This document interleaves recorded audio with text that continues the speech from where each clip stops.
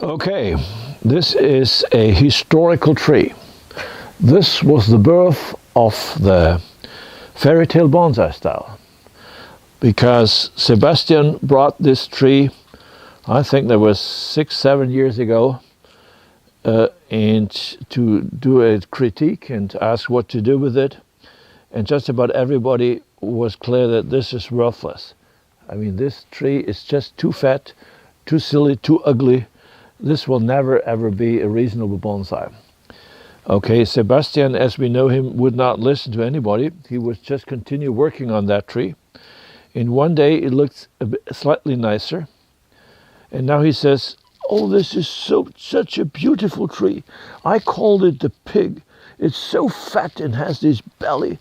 And I love this so much. Walter, have you ever seen a more beautiful bonsai? No, I have never seen a more beautiful bonsai. God, how grotesque you are. You are a pig. Yes, you are. Now, this is not really a bonsai as we learned. This is something else. This is what we call fairy tale bonsai. This all of a sudden has a soul, has another character, another meaning. And children would relate to that. There is an elf which has an upper part like a pig and the face of a pig and legs like a human being. And it is called Johnny Squarefoot.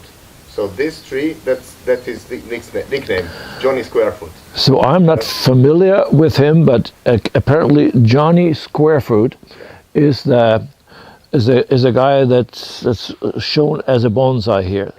Johnny, why are you so fat? Okay, you're eating too much, huh? Well, but that's okay. You look kind of sexy though.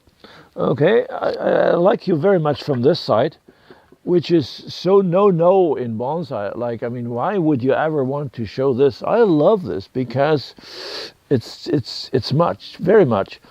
And I do understand that a lot of people will say, this is terrible, Walter. This is ugly. Yes, because you're not used to that. Because you think a bonsai must be a beautiful piece of art. Well, it can be, most of the time it is, but it can also be a very powerful, interesting piece of art, impressive. You may not like this pig, but you will never forget from now on that Walter Pall had a little tree that was called Pig, and they loved it, okay, while you hated it. And the day may come in 10 years when all of a sudden you start liking it, because it's an acquired taste.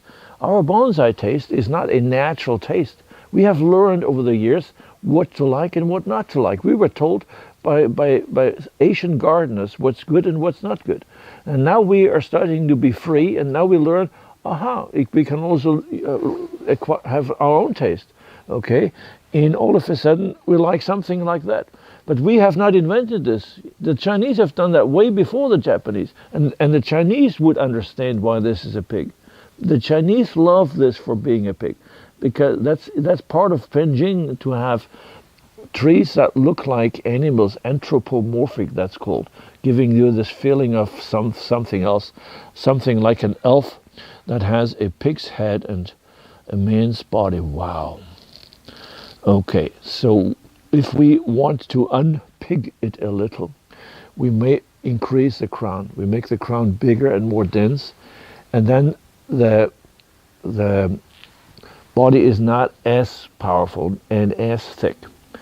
It's simply, the trunk stays the same size, of course, but since the crown is bigger, it's relative to the crown smaller and looks more in proportion. This will be easily happen in summer when it gets foliage. So you have to understand that we look at all these trees without foliage at the moment. In summer, there's a different story. In summer, that crown has a lot stronger optical weight, meaning it's the trunk doesn't look quite as fat anymore. Or we said we want it to look fat, even fatter. We want to enhance that. So we have a hole here, and that so we even make that hole bigger, and we even the Chinese would put a little figurine in there. Well, we can also do it. Of course, some people would say this is kitsch. Yeah, it's kitsch, and it's certainly not done in orthodox bonsai, but this is not an orthodox bonsai anyway. So we might as well produce kitsch. I love kitsch. After 2 beers, I'll just sing any nice song. Yeah. So then you have this deadwood up here, which is slowly decaying. That's exactly what it should. That's fine. Don't do anything. Just let it decay. In 20 years, there will be a big hole. Wow, super. Yeah, this will be the hollow tree.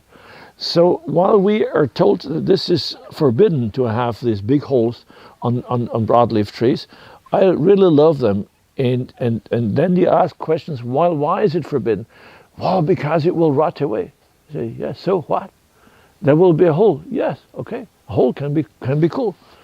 I have some trees with only holes, and they are great, I believe. So it's an acquired taste again. Not everybody has to share it, but I think you should respect it. I mean, we are not idiots. We give this some thought, and we approach this in an artistic way.